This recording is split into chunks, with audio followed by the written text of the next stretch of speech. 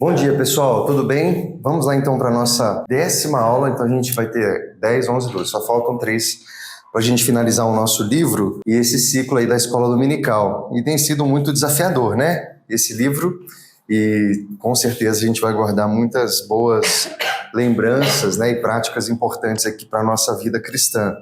E hoje a gente vai ter um desafio a mais aí de ver 4 capítulos. Vocês acham que a gente consegue? Eu acho que não, mas vamos lá.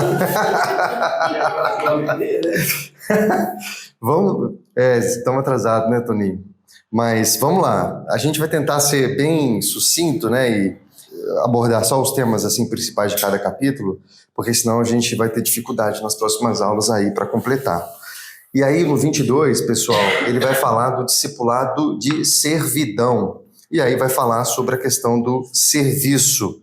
E aí ele trabalha ali aquele texto de Filipenses 2, de 5 ao 8, que fala Jesus, né, dando esse exemplo, sendo Deus, vem em figura humana, e a ação que ele tem, que é um exemplo para nós, no seu último momento ali com os discípulos, é o lava-pés. Então ele trabalha aqui esse conceito de liderança servidora, né, de liderança serva. E esse é um conceito muito importante, né? Eu acho que esses livros, esses capítulos aqui do final do livro, ele trabalha muito essa percepção do líder, né? E é importante a gente ter essa percepção e não ler achando que isso aqui é só para pastor, para alguma referência eclesiástica, né? Mas é para nós somos líderes, todos nós aqui lideramos um ministério, lideramos uma célula, influenciamos pessoas, então isso aqui é para nós. E o estilo de liderança que Jesus aplicou é de um líder servo, o que é algo totalmente antagônico com aquilo que a gente vê hoje, né? Que o líder é aquele que manda, todo mundo se cala e obedece, né? Jesus, ele dá um exemplo de que a liderança serve. Então o líder é aquele que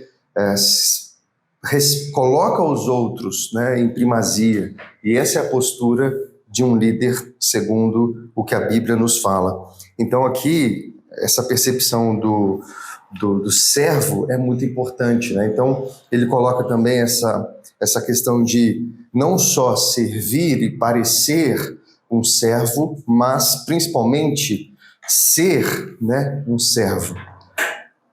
Isso aqui me chamou bastante atenção. Ser versus o fazer.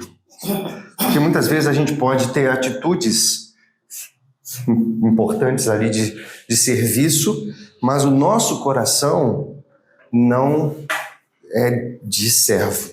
E muitas vezes a gente coloca limites, né? Não aceita tudo, não aceita ser tratado como servo, por exemplo, né? A gente até aceita servir, mas não quer ser tratado como servo.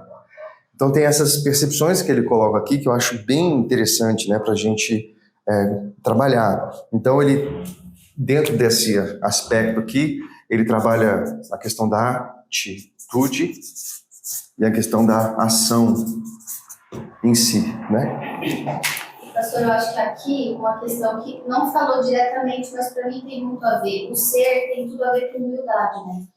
Então, a sua característica de humildade em reconhecer que você ser não te diminui, né? Ao contrário, né?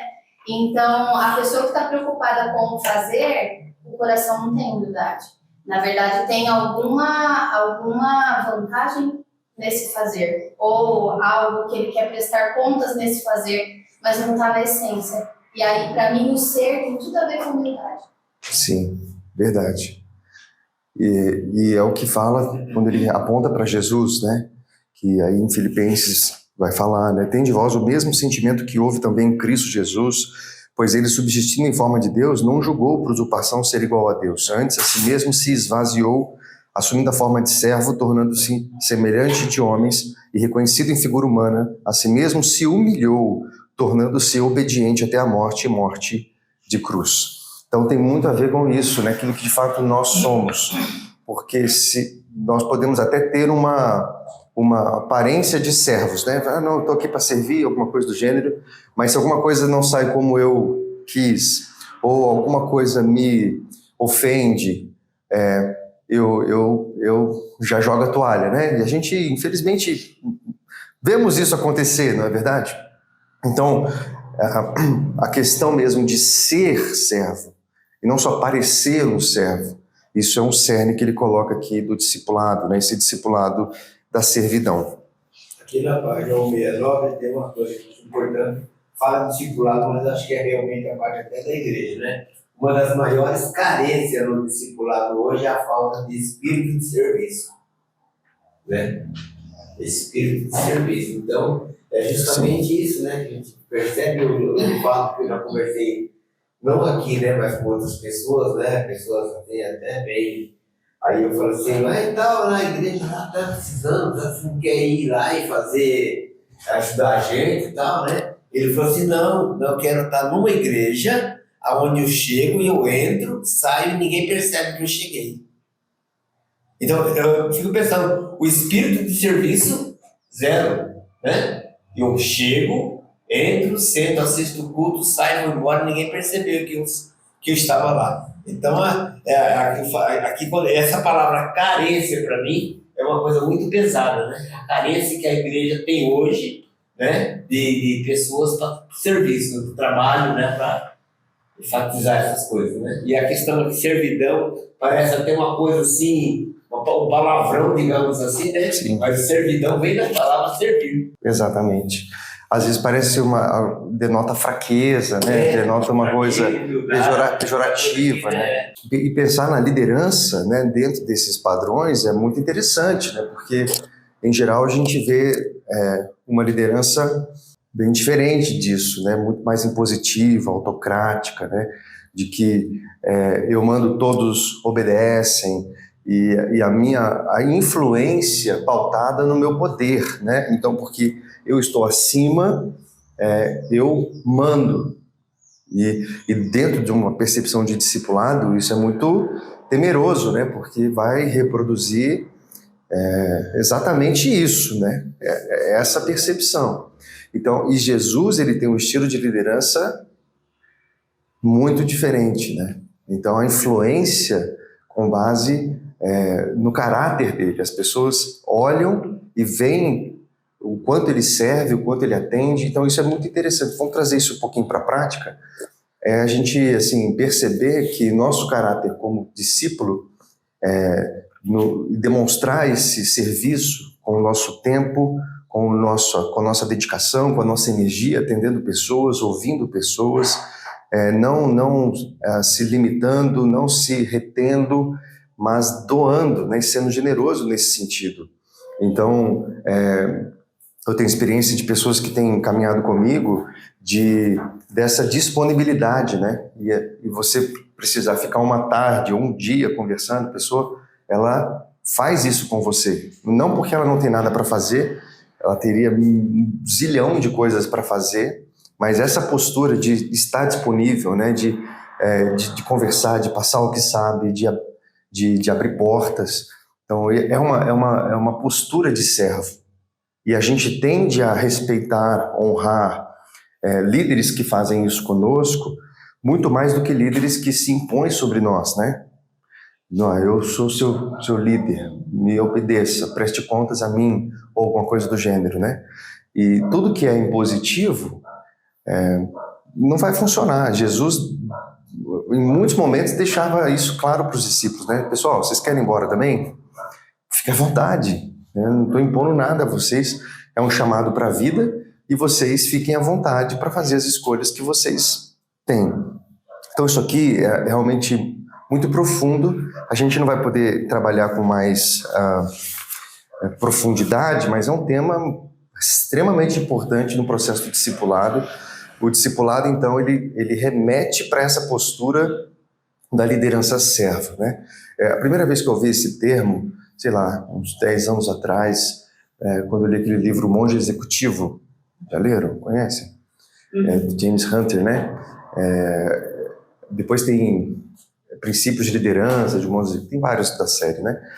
E ele trabalha, foi a primeira vez que eu ouvi mais profundamente esse termo, né, de liderança serva. E é muito interessante, né? Porque o Monge Executivo não trabalha, não é um livro cristão. É um livro, né, trabalha princípios de liderança, mas secular. E ele trabalha muito Jesus, né? E fala exatamente sobre isso. Um líder que vai influenciar, e aí a gente poderia traduzir assim, um discipulador que vai influenciar, que vai fazer discípulos, é a quem serve, e não aquele que manda para os outros obedecer, mas aquele que influencia. E as pessoas querem estar perto de pessoas que a influenciam, que a amam, que a respeitam, que se dedicam, que passa tempo, que se importa de verdade. E esse é um conceito muito importante. E para nós, a gente precisa fazer essa reflexão. O fato da gente não fazer discípulos tantas vezes é por isso, né? A gente não demonstra efetivamente nosso interesse pelas pessoas, a importância das pessoas, o zelo por ela, a importância pelo que ela é e não por aquilo que ela pode fazer.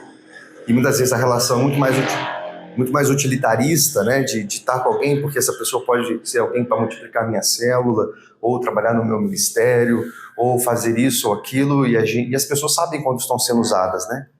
As pessoas sabem quando estão sendo, enfim, usadas com outros propósitos. Agora, elas sabem também quando a gente realmente se importa com elas, independentemente do que vai acontecer. Se a gente realmente se importa, se a gente a serve. Jesus lavou os pés de Judas, né? Que momentos depois iria traí-lo, né? E já estava indicado como traidor naquele momento, né? E Jesus serve, Jesus ama, e não dá para a gente trabalhar a questão do discipulado sem isso, porque a gente vai se frustrar, a gente vai trabalhar com pessoas que vão nos trair, nos ofender, nos fazer de besta, né? Nesse aspecto a gente vai se sentir usado, vai se sentir frustrado. Puxa, eu investi tanto e a pessoa não foi, a pessoa não correspondeu. Isso faz parte, mas se nós somos, e não só parecemos, se nós somos servos de verdade, a gente vai trabalhar com isso com muito mais naturalidade, né? Na verdade, a gente vê que isso acontece muito, é muito mais comum você ver a pessoa não corresponder e usar do que você ter o contrário, né? Então, dentro de uma caminhada, quantas vezes a gente muito mais serve e na hora, né, a pessoa que não precisa vai embora, isso é muito mais comum. Agora, se a gente olhar nessa perspectiva, a gente não consegue servir, não é verdade? Com certeza. Muito bom, é isso. E, enfim, pessoal, esse é um ponto muito importante. A pergunta que ele faz no final é como estamos servindo? Qual é o cerne do nosso serviço como líder de célula, como líder de ministério, ou trabalhando em qualquer setor, cuidando de pessoas, interessados pelas pessoas? Lembra que a gente falou aqui do Bless? Bless é abençoar, né? Então eu tenho vários pontos ali. Comece com oração, coma junto, ouça a história das pessoas, ouça os problemas das pessoas, né? Sirva, o outro S do servir, quando você deixa a sua casa, você está servindo, né? E por último, você conta a sua história. Então, você ganhou o direito de contar a sua história, você ganhou o direito de abrir o seu coração e apresentar o evangelho para essa pessoa. Então é diferente de, muitas vezes a gente não se importa com ninguém, a gente nega todos os pedidos de ajuda e depois quer pregar o evangelho, quer pregar, falar sobre Jesus, chamar para ir na igreja, chamar para ir para a célula. A pergunta é, essa pessoa vai querer ir? Dificilmente. Agora, se você serviu, se você ouviu, se você sentou na mesa, se você... a gente estava compartilhando aqui a história de alguém, né? Um marido de uma irmã aqui da igreja. Então, a gente está trabalhando e estando junto e ouvindo, ganhando direito de, né, em um determinado tempo, compartilhar a fé, chamar e oferecer algo mais específico nesse sentido. Então, o serviço, gente, é algo muito, muito importante. Não tem como a gente falar de discipulado sem isso. Agora... nós vamos falar aqui do discipulado, de preto, né? Discipulado da mordomia.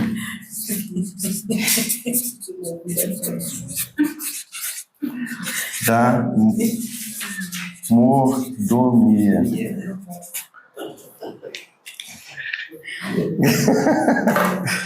Marilza. Gente, isso aqui é tremendo, né? Quem conseguiu ler esse capítulo aí? Maravilhoso, né? Muito, muito, muito bom. Nossa, dá para fazer um curso sobre esse... Só isso. Só sobre isso aqui, Só com sobre certeza. mordomia. Maravilhoso. Muito bom mesmo, né? Muito bacana a forma como ele coloca aqui. E eu acho que a chave desse capítulo aí é a gente entender que tudo é de Deus.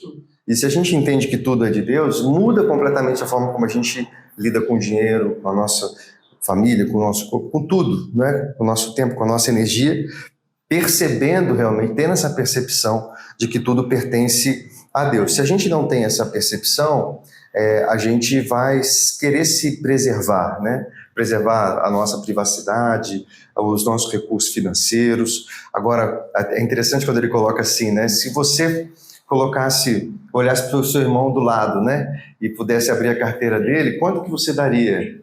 Se você pudesse abrir minha carteira na hora da oferta, quanto você daria do meu dinheiro? A sua carteira? É. Tudo. Não, mas é isso mesmo, porque não é seu, né? Se for, exato. Então, é isso que ele coloca aqui. Dependendo do valor que tivesse, né? Mas assim, é seu, então dá tudo, né? E essa é a lógica. Se a gente entende que tudo é de Deus, por que a gente não dá tudo, né? Se a gente entendeu que não é nosso, por que a gente retém? Por que a gente acha que vai faltar? Então é bem interessante essa percepção. E aí ele conta os exemplos dele, né? De que por 3 vezes, né? Ele e a esposa pegam toda a poupança e entrega para a questão ali do templo, né? Que eles construíram, mas também obra missionária, etc. e tal. E assim, essa despreocupação, sabendo que Deus vai suprir. E se Deus deu esse recurso, não é seu. Ele te deu como você precisa ser um mordomo e cuidar bem de algo que não é seu. Quer falar? Não, é interessante. Eu amei essa parte. Hoje nós viemos do mercado, está até comentando sobre isso, né?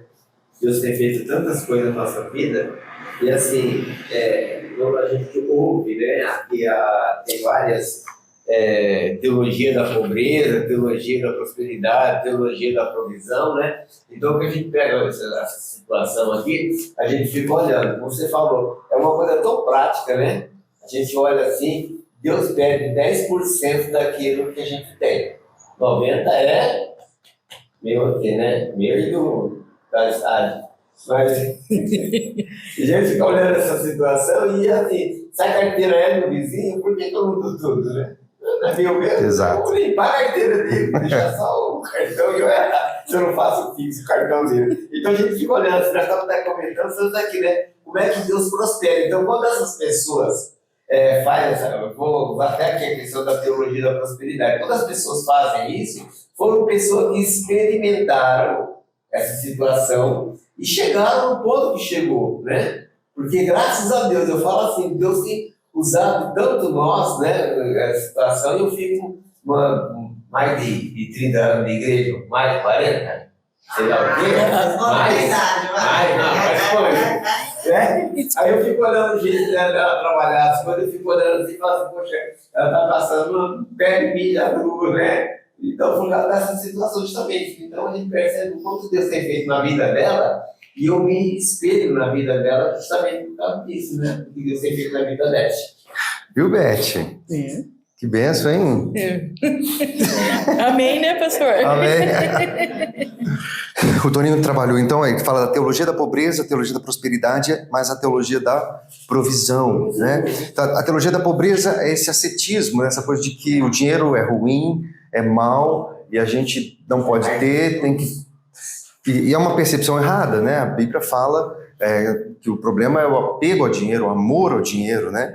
E mostra Abraão como um homem muito rico, Jó como o mais rico. Então o problema não é o dinheiro em si, é aquilo que a gente faz com o dinheiro, ou deixa o dinheiro fazer conosco. Exatamente. E a teologia da prosperidade é achar que a bênção está atrelada com recursos financeiros, né? Então, se Deus está te abençoando, você necessariamente vai prosperar, vai ter riquezas, o que também não é bíblico, né? O que também não faz sentido. Agora, o que ele coloca aqui é o discipulado da mordomia. Muito, muito interessante isso. em pensar na teologia da provisão, saber que Deus vai prover, Ele é dono de todas as coisas, nós cuidamos daquilo que é dele, e por isso não podemos ser avarentos e muito menos administrar mal, né, os recursos que Ele tem dado. São dele, é dele os recursos e a gente precisa administrar com zelo e atendendo aos propósitos daquele que é dono, né, do dinheiro e não aos nossos propósitos. E ele coloca 5 práticas aqui, vamos avançar para 5 práticas da mordomia prática. A primeira aí, não seja calculista com Deus. Então Deus é generoso conosco, né? E às vezes a gente fica contando centavinhos ali para dar o dízimo, por exemplo, ou uma oferta, né?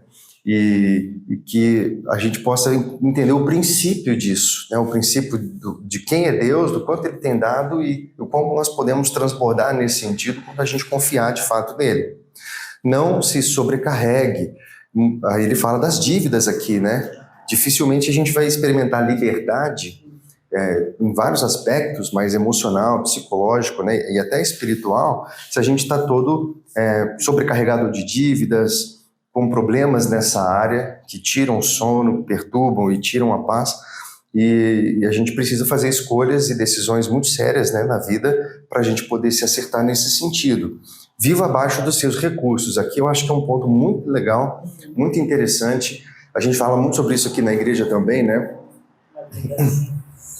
A gente falou sobre isso na mensagem da semana passada, Vida Simples, né? E a percepção de viver abaixo do padrão que você poderia. Para quê? Para que você tenha condições de ofertar mais, de abençoar mais, de ser mais generoso.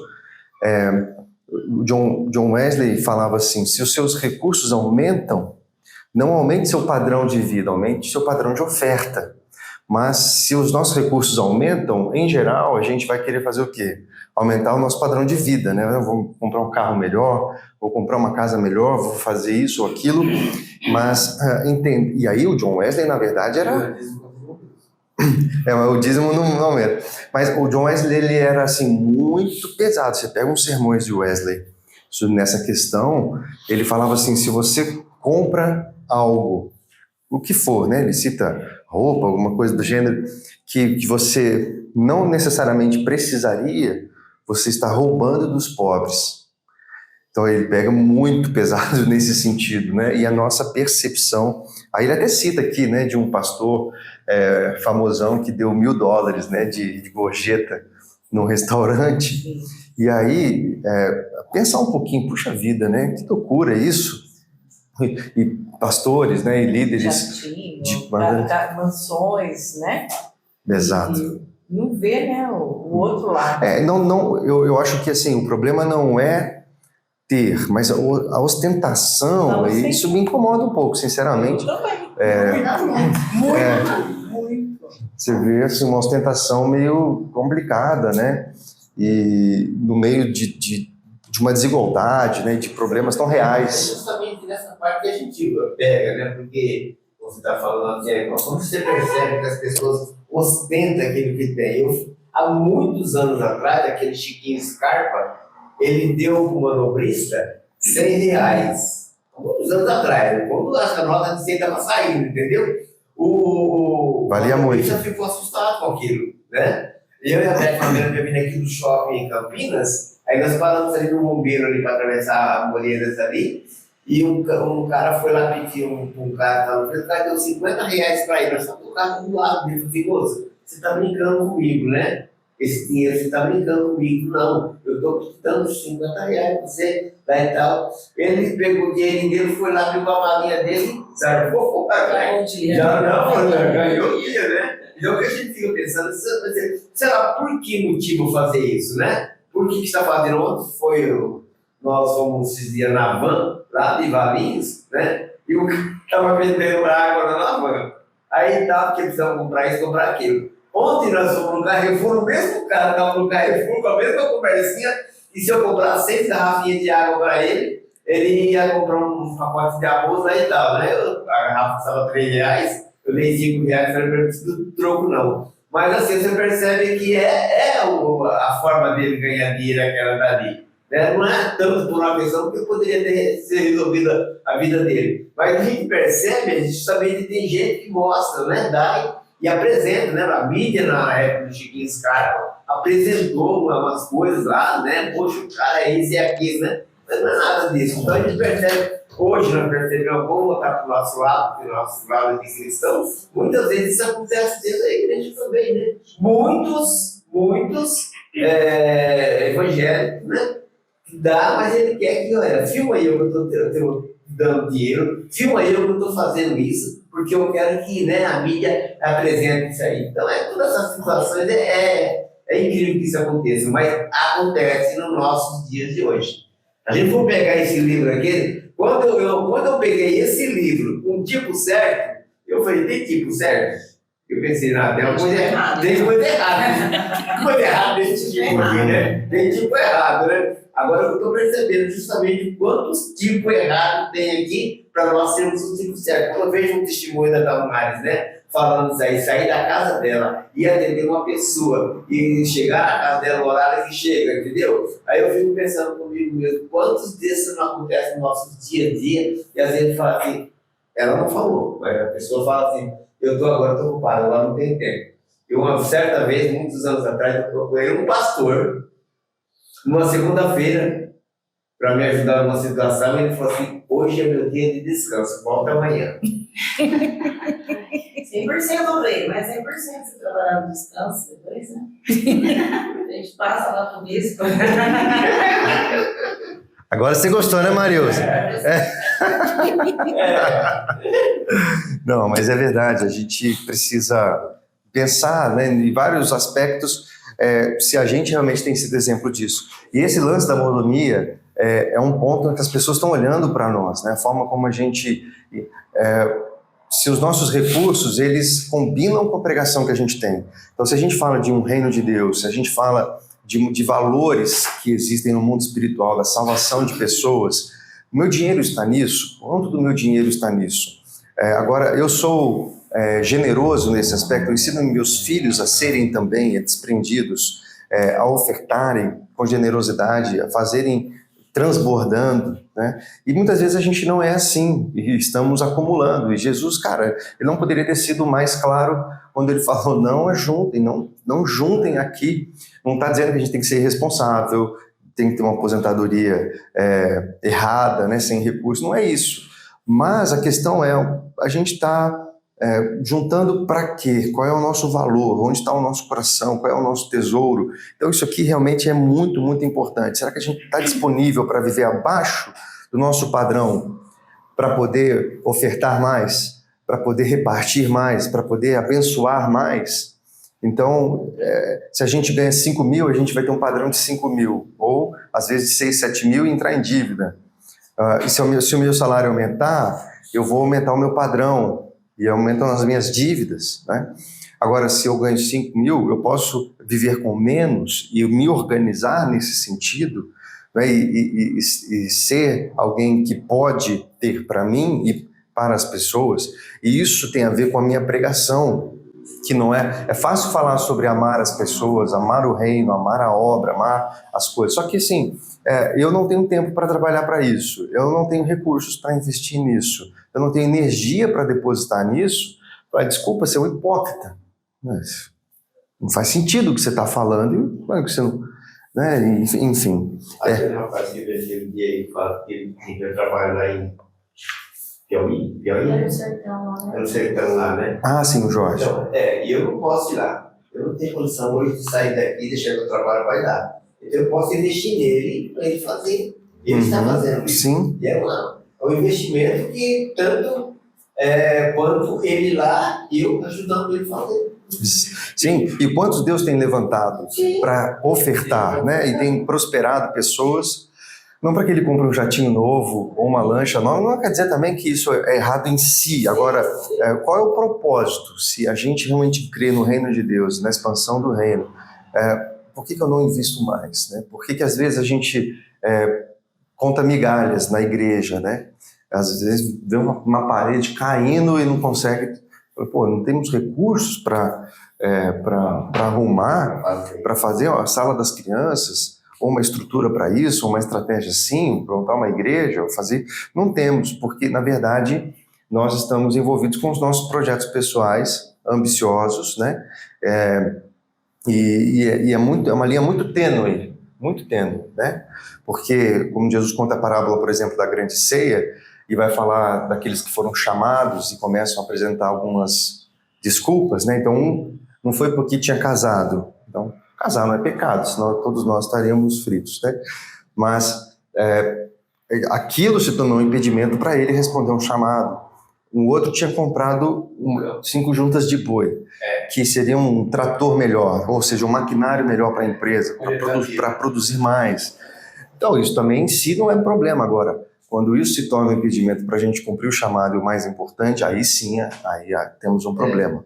O outro comprou um terreno. Então, comprar um imóvel ou alguma coisa do gênero, isso em si não é um problema. Agora, se isso me impede de responder a um chamado e de fazer mais, aí claramente Jesus deixa... todos esses, em verdade eu vos digo, todos esses que foram chamados não vão provar da grande ceia, vão ficar de fora.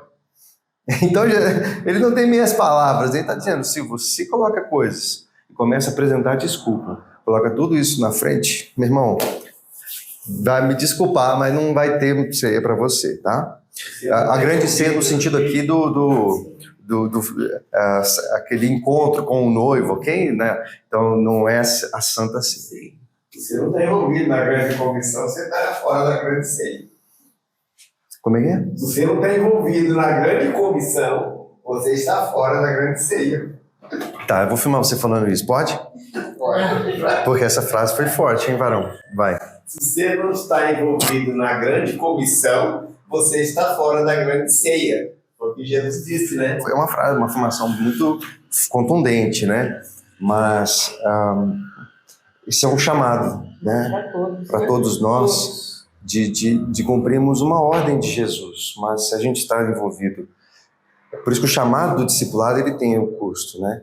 Nega a si mesmo, toma a sua cruz e siga-me. Então, se você não trilhar esse caminho, esquece, não vai dar, né? Não dá para a gente trapacear nesse sentido, né? Sermos um bom frequentador, sermos um bom crente, etc., mas sem reproduzir, sem nos engajar na missão que ele nos mandou. Isso é realmente bem sério. E a questão ali, a quinta pra gente... o 4, né? Simplificando a vida, a questão da vida simples. Acabou de falar. Temos uma mensagem no YouTube sobre isso, né? Vida simples, da semana passada. E o ponto 5 aí, ame as pessoas e use o dinheiro. Não faça o contrário, né? Ame o dinheiro e use as pessoas. Então é muito, muito importante. Nossa, tem muita coisa bacana nesse capítulo, mas precisamos avançar. Capítulo 24, pessoal, obstáculos enfrentados, 3 perguntas cruciais. Então vamos trabalhar essas 3 perguntas aqui. A primeira delas, ele coloca a questão do discipulado autêntico. O que torna difícil o discipulado autêntico? Então ele vai falar do consumismo, da carnalidade, da compulsividade, dessa agitação, e também da conformidade, que é essa relativização, né? A licenciosidade, o mundanismo, a gente vai relativizando princípios, vai achando que não tem nada a ver, tá tudo bem. Então ele coloca esses pontos aqui como um ponto importante. O primeiro problema aí da construção de um discipulado autêntico. É um grande desafio. A gente está envolvido nesse mundo secularizado, né? A gente é envolvido nesse hedonismo, né, que fala da carnalidade aqui. A gente vive num mundo acelerado, agitado, fala dessa agitação, dessa compulsividade. Gente, então, poxa vida, a gente tem vários inimigos aqui para a gente desenvolver o discipulado autêntico. E a gente não vai ter um discipulado autêntico se a gente estiver agitado, não tem tempo para as pessoas, não tem tempo com Deus principalmente, a gente é carnal nos nossos pecados não tratados, a gente não desenvolve uma vida realmente pautada no espírito, o consumismo. Então o nosso dinheiro está indo para outros fins, que não o evangelho, que não o reino de Deus. Gente, também daria para fazer uma aula só sobre esses 5 pontos aqui, mas vamos avançar, né? E a segunda pergunta ele fala, o que torna difícil fazer discípulos intencionalmente? Algumas percepções aqui. Essa coisa de discipulado é apenas uma novidade ou modismo. Já estou fazendo isso através da pregação do meu ministério pastoral. Aqui ele coloca numa perspectiva pastoral, né? Mas vamos aplicar isso para todos nós. Esse negócio de discipulado aí é moda, né? Eles estão falando sobre isso agora, depois eles já esquecem, vai falar de outra coisa, a gente já está fazendo isso. Enfim, é uma postura. A segunda postura aqui, eu quero, mas eu não posso, já estou comprometido, eu não tenho mais tempo. Então, eu já estou fazendo muito, eu já estou trabalhando, é o ativismo, né? Então, a gente trabalha no ministério, trabalha em outro ministério, faz isso, faz aquilo, e a gente não vai ter tempo para fazer. O mais importante que é formar discípulos. Ponto 3. Eu quero, mas ninguém quer ser orientado por mim. Depois de um tempo, eles simplesmente desistem. É algo que a gente ouve bastante, né? Ninguém quer, ninguém tá nem aí. O pessoal... Deve ficar em casa mesmo, né? Ninguém é nada com nada, etc e tal. Então a gente vai colocar essas questões aí, isso aí realmente é um impedimento, porque falta a nossa intencionalidade, muitas vezes a gente está esperando alguém que chegue pronto, alguém que já chegue fazendo, e a gente não quer desenvolver essas pessoas, porque isso custa muito, né? O nosso tempo, a nossa energia, a nossa capacidade de amar, de corrigir, etc e tal. E por último, eu quero, mas não sei como. Eu não fui mentoreado antes, ou ele teve uma experiência ruim nesse sentido. Essa falta realmente de referência, né? O que é discipulado? Como fazer discípulos? Então a gente já tem meses, anos falando sobre isso, e se a gente perguntar o que é discipulado, quem saberia responder assim, numa frase? Marilza? Frase do Daniel. Não me esgane, Marilza. A frase do Daniel fala. Discipulado é vida na vida. Eu também falo isso. Vida na vida, boa. Vida na vida. O que isso significa? Algum Daniel responde, né? Um amiguinho. E isso é bem importante, né, pessoal? A gente ter não só... E tá certo, tá? Ok? Foi uma boa resposta, Marilson. Legal. E a gente realmente ter referências de como que isso funciona na prática, né? Então, essa vida na vida, esse diatribo, né, que a gente já falou aqui no curso passado, de estar junto com pessoas, de investir em pessoas, de imprimir Cristo nas pessoas, ensinar essa pessoa a fazer isso com outra. Então, a gente é muito bom na igreja durante décadas, séculos, em ajudar as pessoas a perceberem seus pecados, a corrigirem seus pecados, né? E isso é muito importante. Nós já falamos sobre isso também, o caráter tem que ser tratado, isso é essencial. Mas o processo do discipulado precisa nos apontar para a reprodução. Sem reprodução não tem discipulado. Então não basta eu ser um bom crente com caráter aprovado. Eu preciso reproduzir, eu preciso ganhar outras pessoas que fazem isso com outras, eu preciso treinar pessoas. Então esse é um ponto essencial, é vida na vida no sentido de contagiar e influenciar essa pessoa. E aí entra a questão da influência, lembra? Então essa influência não pelo poder, autoritarismo, mas pela vida que é tão atraente que as pessoas querem realmente estar perto de você, querem ser influenciadas por você, porque vem algo especial na sua vida. E isso vai se reproduzir. E isso faz toda a diferença no processo. Então, discipulado e uma igreja discipuladora, ela forma pessoas que contagiam outras de forma intencional. Isso não vem pronto, isso não é automático. Então a gente não pode sentar e dizer, eu até acho legal esse negócio de discipulado, mas eu não sei como, eu não tenho boas referências, né? A gente realmente precisa se posicionar nesse sentido, numa postura de obediência. Doutor, uma coisa que eu queria compartilhar... Essa pode filmar? Pode. da minha experiência pessoal, né? Quando eu li isso aqui, nesses 4 tópicos, né, falando do que torna difícil fazer os discípulos intencionalmente. E eu não me enxerguei em nenhum dos 4 antes desse passo, né? E na realidade, para mim, era falta de intenção mesmo. Então, assim, não acho que seja moda, não tenho tempo como todo mundo, mas a partir do momento que você se compromete, você gere seu tempo e assimila isso, Não acredito, por exemplo, de não querer ser orientado, porque quando a gente se posiciona, as coisas acontecem. Mas eu acho que muitas vezes a gente está adormecido. Eu vou falar da minha experiência pessoal, tá certo? Que eu acho que existem pessoas que vão se enquadrar nisso. Mas eu acho que muitas vezes a gente está dormindo para as coisas, sabe? E se a gente escuta essas coisas e a gente não se avalia e se posiciona, que as pessoas sempre me procuraram para conversar, pedindo ajuda, né? Até eu falo que eu tenho uma característica de serviço. Não tenho outras, mas essa é uma característica minha. Então, eu sempre fui uma pessoa que as pessoas procuraram para resolver o problema, sempre. Mas eu não tinha a intenção de discipulado. Era apenas uma ajuda, entendeu? Então, nesse aspecto, eu não me enxerguei nesses 4 tópicos, mas eu acho que é um ponto para a gente se avaliar muito, né? Será que isso está adormecido na gente? Será que a gente não despertou isso? Porque a partir do momento que você resolve fazer, o restante acontece, né? Mas, às vezes, a gente simplesmente não desperta. Muito bom. Legal, Damares, obrigado por compartilhar. Excelente, é verdade, pessoal. A gente sabe a teoria, né? Mas por que, às vezes, na verdade, no fundo é porque é difícil mesmo, né? Custa tudo, né? Tem um preço. Mas não é difícil, pastor. Porque eu já fazia isso.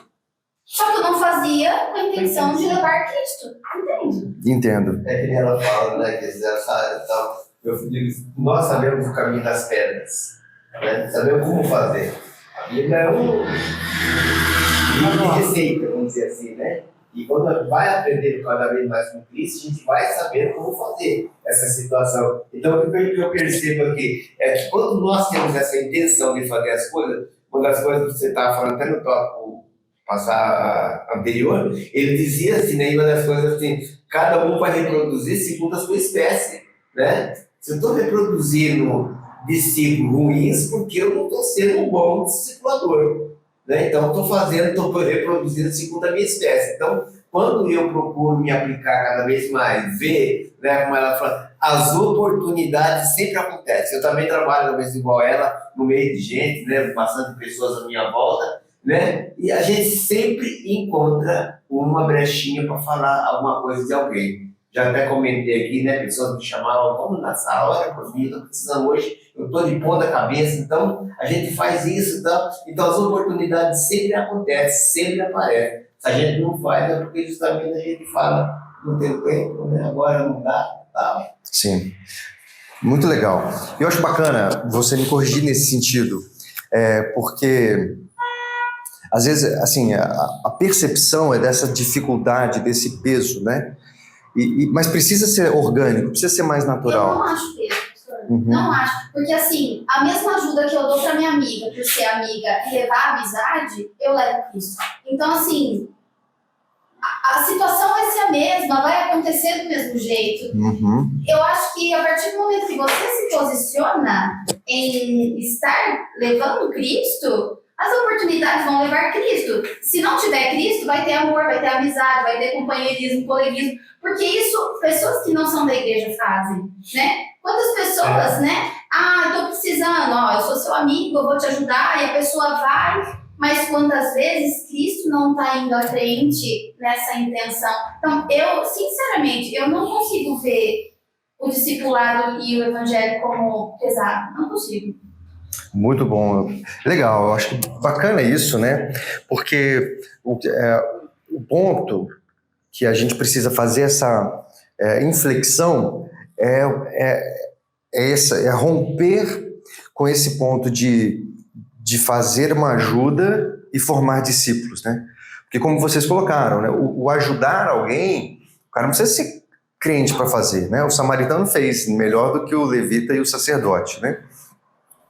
O nosso aspecto aqui, então, que o trabalho do discipulado tem que ter o processo do treinamento aí. Então, eu sou chamado à noite, atendo as pessoas e cuido, dou atenção para elas. Isso é realmente muito importante. Agora, o aspecto de você ler quem Deus está te dando e derramar a sua vida para formar Cristo nessa pessoa e ajudar essa pessoa a crescer na fé, mas não apenas isso, ajudar essa pessoa intencionalmente a reproduzir, a fazer com outros aquilo que você fez com ela. Tá gravando? Tá. E esse que é o ponto. Porque daí vai para o tipo certo de pessoa que forma um tipo de certo de produto por meio de um processo certo, né? E de uma caminhada correta. E aí que começa a ficar mais complexa a coisa, porque aí tem a ver com aquilo que eu sou, né? Não só com aquilo que eu faço. Não acredito, Marilza. Mas tem que abrir lá.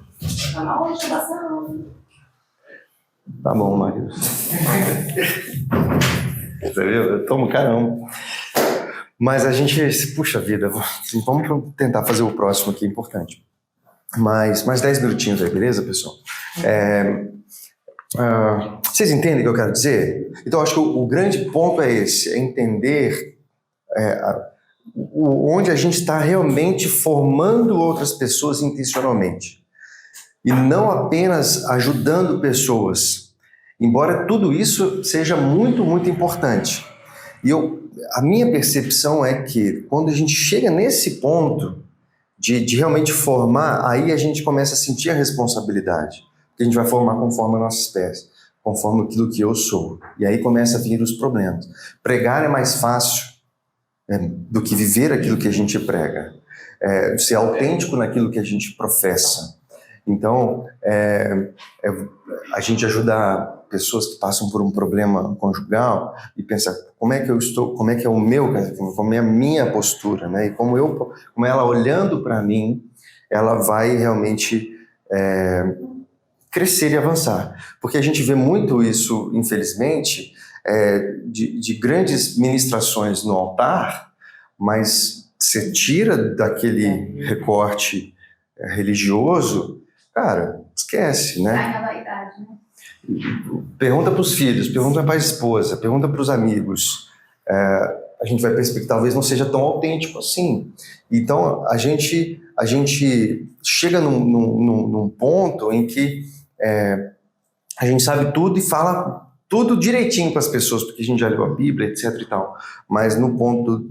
É aí que vem onde eu trabalho essa questão aqui do custo, né?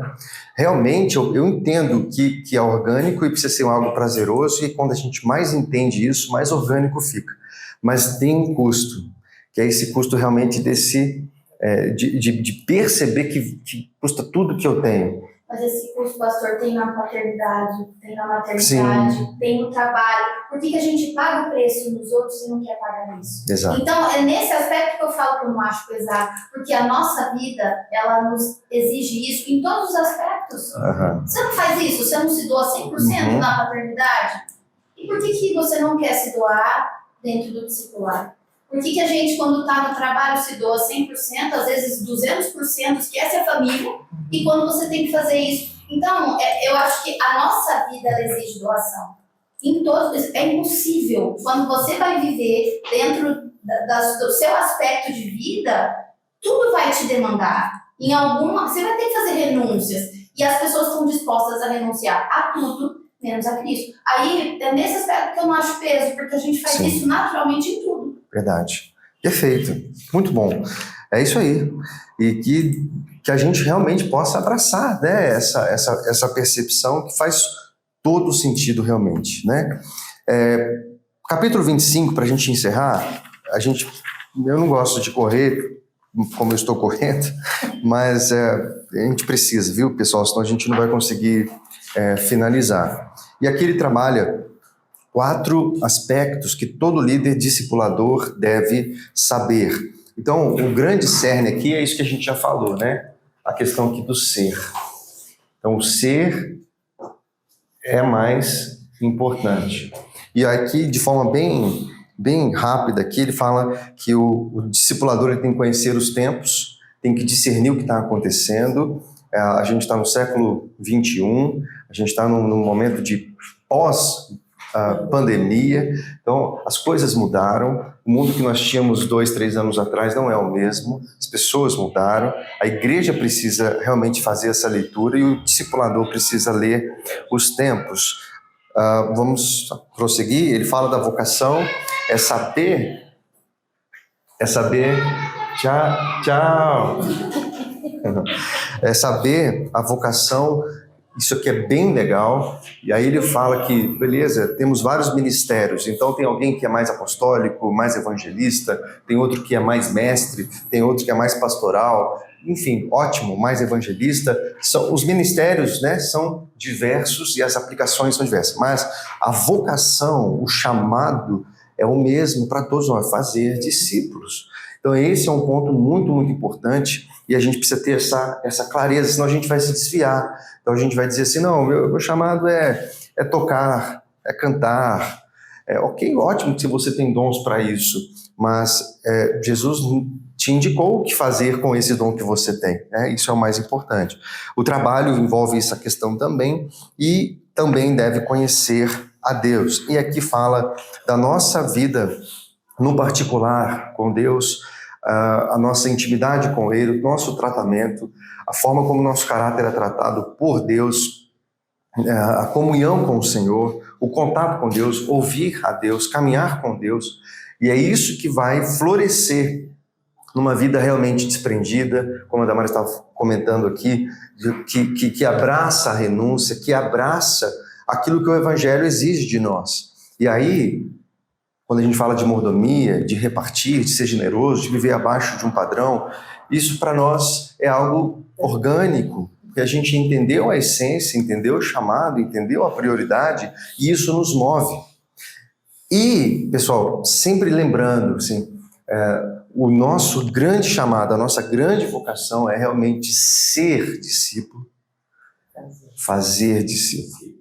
Então, o fazer é isso, é ser intencional. Eu acho que falta essa intencionalidade para a gente, pessoal.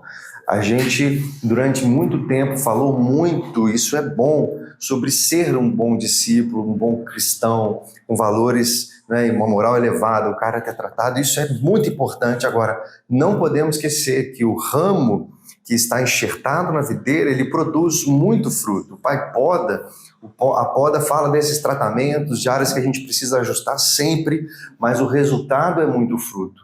A gente é criado para produzir fruto, para frutificar e para alcançar pessoas, mas não só alcançá-las, mas nos reproduzir por meio delas.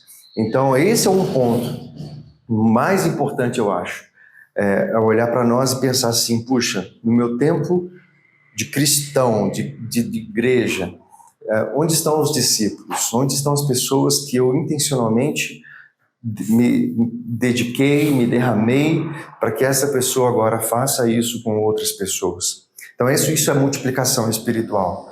Essa é a matemática de Jesus. Foi isso que ele fez nos 3 anos de ministério dele, formar pessoas que se multiplicariam. E ele está dizendo, vocês vão fazer obras maiores, porque eles se multiplicariam também. Então esse é o nosso chamado, é sobre isso que a gente precisa pensar e realmente colocar isso como uma prioridade para nós, né? E tem os custos? Tem. Jesus não os negou, né? E deixou muito claro, muito à vontade a nossa escolha nesse sentido. Se você quer assumir os custos, vem. Se você não quiser, pode ir embora, né? Pode ir embora. E a gente precisa ser sincero nesse sentido. A gente está disposto a assumir esses custos. Até um ponto em que isso não é um custo, na verdade a gente não tem outra escolha, a não ser entender que esse é o chamado, eu não tenho para onde ir. Foi a resposta dos discípulos, né? Para onde nós iríamos, Senhor, se só Tu tens as palavras de vida eterna? Eu não tenho outra escolha, não tenho outro para onde ir. O Senhor é meu refúgio, a minha segurança, a minha esperança. Então, esse é o preço para caminhar. Então, eu vou assumir isso. E aí, é esse equilíbrio, né? Entre realmente o custo e o prazer de celebrar isso e perceber que não existe caminho melhor, né? Pois não, meu irmão? Eu estava vendo a experiência de Jesus falar assim, quando ele disse, né? Vocês tornarem meus discípulos se fizer o que eu vos mando, né? Então nós podemos ver desde todos os trechos da palavra de Deus, onde fala principalmente a respeito de discipulado, Jesus enfatiza muito isso. E se ele enfatizou bastante isso, é porque justamente, né? Ele fala assim, quando vocês amarem os outros, vocês se tornarão os meus discípulos. Então, todas as circunstâncias que Jesus pega para para trazer para nós, ele traz intencionalmente para esse lado do discipulado, né? Então ele fala, e nós precisamos realmente praticar isso, porque foi uma das suas ênfases maiores, né? Tudo que ele fez ali, eu estava até pensando aqui na questão da mulher samaritana, né? Quando ele conversa com ela ali, a intenção dele já era que ela fosse na cidade e chamasse as pessoas. E ele diz assim, já não é pelo teu falar, mas sim, agora sabemos que isso é verdadeiro Cristo, o Filho de Deus, né? Então, ela foi uma grande missionária, vamos dizer assim, no caso, mas automaticamente ela também discipulou aquelas pessoas para que viessem e começassem a seguir também a Jesus, né? Então, é uma coisa maravilhosa que Jesus faz aqui, né? Através da palavra de Deus. Boa, Toninho, show de bola. E é isso, né, pessoal? A gente vê muito o lance da célula, né? Ou ser um líder de célula, por exemplo, eu vou terminar primeiro. A gente lida muito com isso, né? Com pessoas, né? Das mais variados tipos, né? E envolve o serviço que a gente falou aqui, esse caráter aprovado, e principalmente essa dimensão de que dessa nossa vocação, não tem para onde fugir. O Senhor nos mandou fazer isso, nos dedicar a servir essas pessoas com seus problemas, com suas traições, né? Com tantos dilemas, né? No meio do caminho. Mas a gente ouve, né? Na trajetória, né? Na igreja, pastor, desculpa aí, mas esse negócio de célula não é para mim, eu prefiro, né, trabalhar num ministério, etc. Mas no fundo, é uma fuga, né? Porque é mais fácil a gente fazer coisas dentro da igreja, encher de atividade e sermos ativistas nesse sentido, do que realmente colocar a cara a tapa para servir pessoas que vão nos trair, servir pessoas que vão desdenhar. Porque como para cada um pega de um jeito. Quando a Rebeca conversou comigo, sabe o que me veio na cabeça? Que vergonha. Como é que eu vou ficar falando? A minha timidez me mata muito mais do que o serviço. E é onde eu te falei domingo passado. Vou vencer, pastor. Aí cada um tem a sua dificuldade. Eu tenho muito mais facilidade de chegar no íntimo e conversar e não tenho nenhum problema em me doar. Agora, a minha timidez me consome. E aí é onde eu tenho que pedir a Deus. Deus aqui, o Senhor capacita onde está faltando, porque para mim é difícil. Sim, e que isso não seja barreira, né, obstáculo, né, como você, não, ok, eu tenho essa dificuldade, mas bora, conta comigo. Agora, quando a gente realmente usa essas questões, né, para não fazer, e a gente vai, na verdade, se enganar, né, que o Senhor nos ajude nesse aspecto aí, nos faça muito fecundos, em nome de Jesus. Obrigado, pessoal. Eu vou orar rapidinho aqui, que a gente está mega atrasado. O pastor está atrasado para o culto. Senhor, muito obrigado por essa manhã, por esse tempo aqui de aprendizado, de crescimento. Obrigado por essa turma. Muitos irmãos estão viajando. Ó Deus, abençoa a vida deles e o retorno deles também, desse encontro. Abençoa, Deus, as nossas vidas e que possamos ser e fazer discípulos como o Senhor nos manda. Te agradecemos, ó Pai, por esse ensino, em nome de Jesus. Amém.